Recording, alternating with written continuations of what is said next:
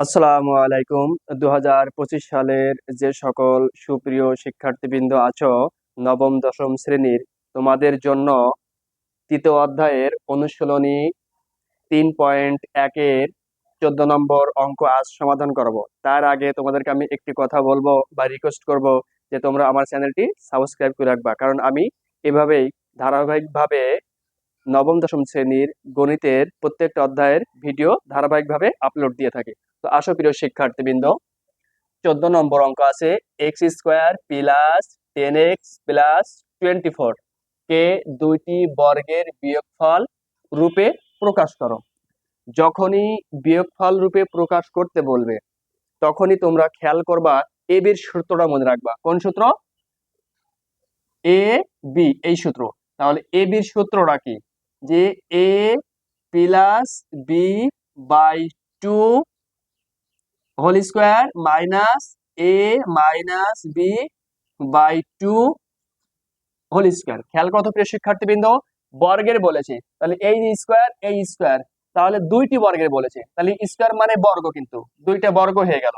এরপর খেয়াল করো, এই যে মাইনাস দেখতে পাচ্ছ, এই যে বিয়োগফল রূপে প্রকাশ করতে বলেছে, তাহলে এই যে বিয়োগফল, তাহলে দুইটি বর্গের বিয়োগফল রূপে প্রকাশ করা হয়ে গেল। এই জন্য তোমরা খেয়াল করবা যে দুইটি বর্গের বিয়োগফল রূপে যখনই প্রকাশ করতে বলবে তখনই তোমরা এ বি সূত্রটা মনে রাখবা। এবার আসো মূল অঙ্কে। মূল অঙ্ক আছে x square plus 10x plus 24। এখন খেয়াল করো প্রিয় শিক্ষার্থীবৃন্দ, যেহেতু দুইটি বর্গের বিয়োগফল রূপে প্রকাশ করতে বলেছে, সেহেতু এটা কিন্তু বিয়োগফল রূপে প্রকাশ করতে পারছি না। দুইটি বর্গের বিয়োগফল রূপে প্রকাশ করতে গেলে খেয়াল করো এরপরের লাইনটি x square plus 10x plus 25, এই 25 নিয়েছি কারণ আমরা জানি 25 একটি কি সংখ্যা? পূর্ণবর্গ সংখ্যা। কিন্তু এই 24 তো আবার ফেরত আসতে হবে, এই জন্য এখানে বিয়োগ 1 নিব। যে 25 থেকে 1 বিয়োগ করলে আবার 24 কিন্তু ফেরত আসতে পারছি। আবার যখন 25 নিচ্ছি তখন এটাকে আমরা কি করতে পারছি? সূত্রই ফেলতে পারছি। এটা খেয়াল করো। এরপরে আসো প্রিয় শিক্ষার্থীবৃন্দ, প্রথমে কি আছে? স্কোয়ার, এক্স স্কোয়ার, আর এই প্লাস 25 যেহেতু পূর্ণবর্গ সংখ্যা সেহেতু আমরা একে স্কোয়ার করতে পারি 5 স্কোয়ার। তাহলে 5 স্কোয়ার করলে কত হয়? 25 হয়। এবার তোমরা একটা জিনিস খেয়াল করবো সবসময়ের জন্য, যে প্রথমে যদি স্কোয়ার হয় এবং শেষে যদি স্কোয়ার হয় তাহলে তখন হয় এ প্লাস বি হোল স্কোয়ারের সূত্র। এই জিনিসটা মনে রাখবো সবসময়ের জন্য, যে প্রথমে যখন স্কোয়ার হবে এবং শেষে যখন স্কোয়ার হবে তখন এ প্লাস বি হোল স্কোয়ারের সূত্র আসবে। এবং এইটার উপর নির্ভর করবে যে এখানে প্লাস হবে না মাইনাস হবে। যেহেতু এখানে প্লাস আছে এই জন্য এটা প্লাসের সূত্র আসছে। যদি এই জায়গাটায় মাইনাস থাকতো তাহলে এই জায়গায় কি হতো? মাইনাসের সূত্র আসতো প্রিয় শিক্ষার্থীবৃন্দ। এটা তোমরা খেয়াল করবা।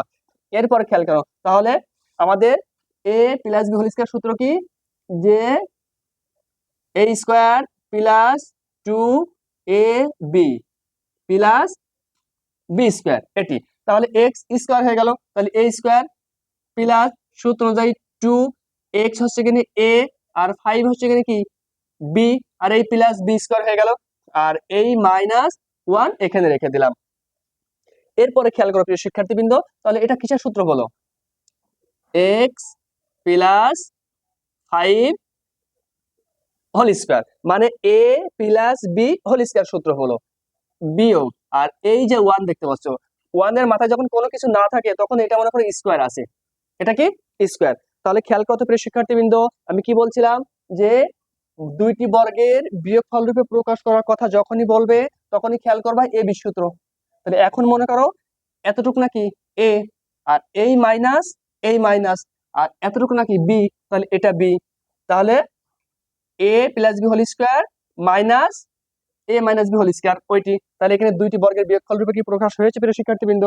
তাহলে এখানে বলেছে দুইটি বর্গের বিয়োগফল রূপে প্রকাশ করো। তাহলে দুইটি বর্গ পেয়ে গেছি এবং এই যে বিয়োগ পেয়ে গেছি। তাহলে এইটি হচ্ছে যে দুইটি বর্গের বিয়োগফল রূপে প্রকাশ করা হলো। এটি হচ্ছে এই অঙ্কের অ্যান্সার প্রিয় শিক্ষার্থীবৃন্দ।